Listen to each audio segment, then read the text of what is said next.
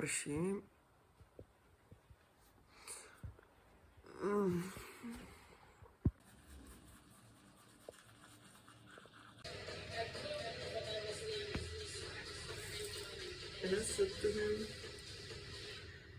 Johnny. La gente está muy loca. What the fuck? Bolí mě v krku, prší a mám krámy.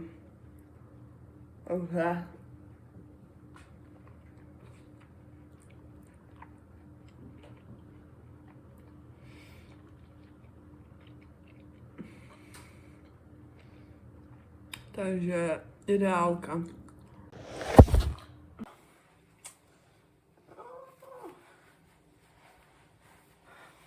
Prej jsou tam 3 stupně.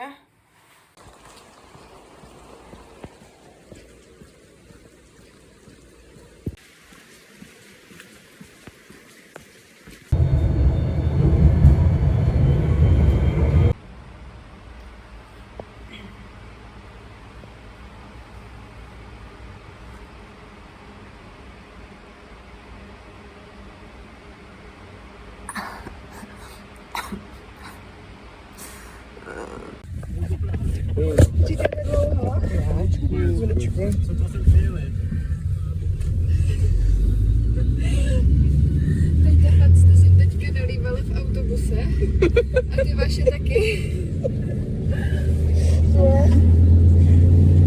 Ale tak dobrý, asi se ti nic nevylilo, takže... Nevylilo, no. To je hodně dobrý. Co není už nic teda. Myslím, že budeš mít ten foťák.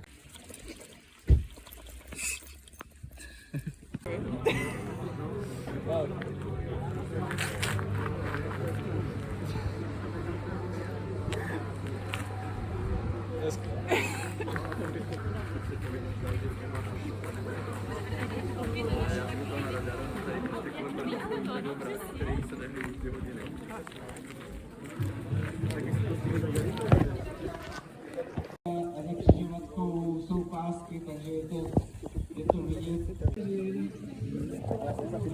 8 kilometrů asi umřu, ale potom se znovu zrodím. Jako po 3 kilometrů. 1,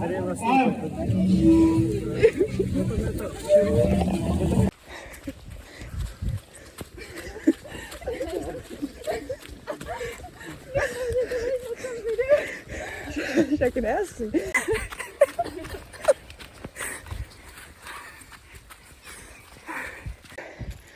Lidi na YouTube, tohle není žádná sranda.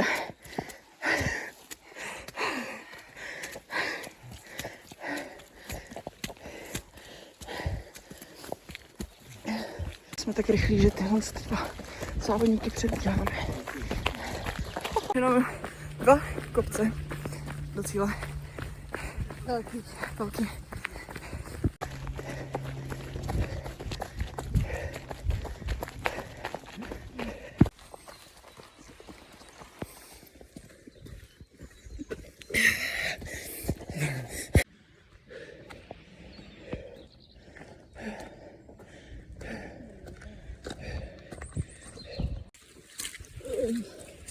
Takže jsem dostal nějakou medaili.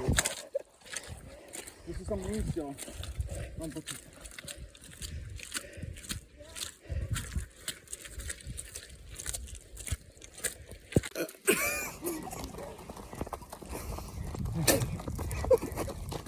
Taky moudro.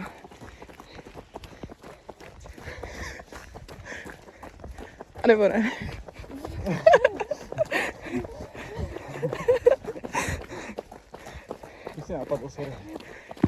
Milí diváci, právě sledujete závod s časem, protože je podle mých přesných švýcarských hodinek 27. To znamená, že máme 3 minuty na to doběhnout do cíle, aby jsme to dali po 2 hodiny 30. A cíl je takzvaně v nedohlednu, ne v dohlednu, co by kamerem dohodilo. Další info přijde. Tak já jsem to nestihla, ale jenom třeba tak o pár minut podle mě to bude. Ale považuji za úspěch, že mě teče sopel.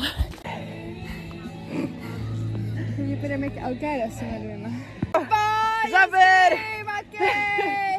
Dobře. To je můj kámoš!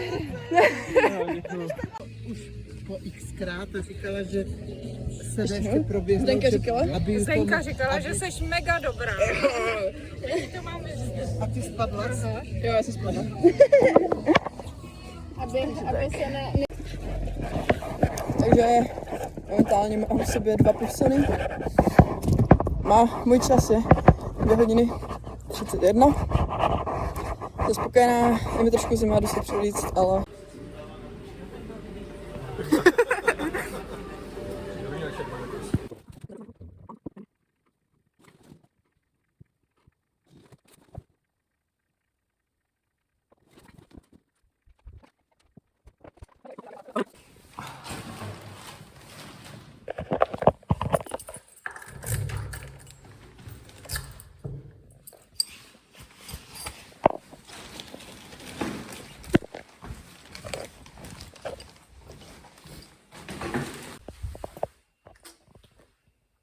hodin. Jsem zpět.